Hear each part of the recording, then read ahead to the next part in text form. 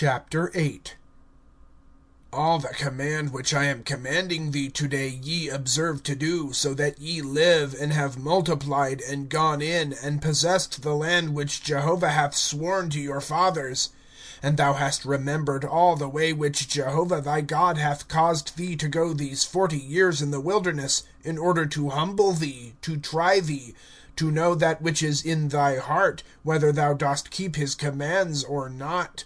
And he doth humble thee, and cause thee to hunger, and doth cause thee to eat the manna, which thou hast not known, even thy fathers have not known, in order to cause thee to know that not by bread alone doth man live, but by every produce of the mouth of Jehovah man doth live.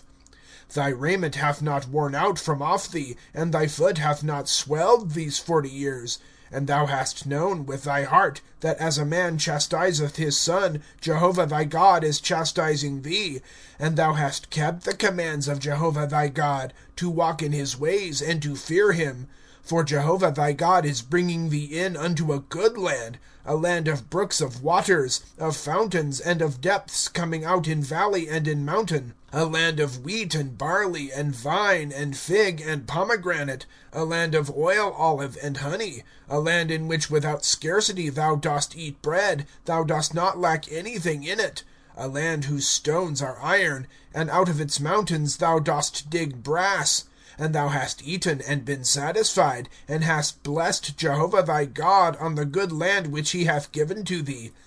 Take heed to thyself, lest thou forget Jehovah thy God, so as not to keep his commands, and his judgments, and his statutes which I am commanding thee today. Lest thou eat, and hast been satisfied, and good houses dost build, and hast inhabited, and thy herd and thy flock be multiplied, and silver and gold be multiplied to thee, and all that is thine be multiplied. And thy heart hath been high, and thou hast forgotten Jehovah thy God, who is bringing thee out of the land of Egypt, out of a house of servants, who is causing thee to go in the great and terrible wilderness, burning serpent and scorpion and thirst, where there is no water, who is bringing out to thee waters from the flinty rock, who is causing thee to eat manna in the wilderness, which thy fathers have not known, in order to humble thee, and in order to try thee, to do thee good in thy latter end. And thou hast said in thy heart, My power and the might of my hand hath made for me this wealth.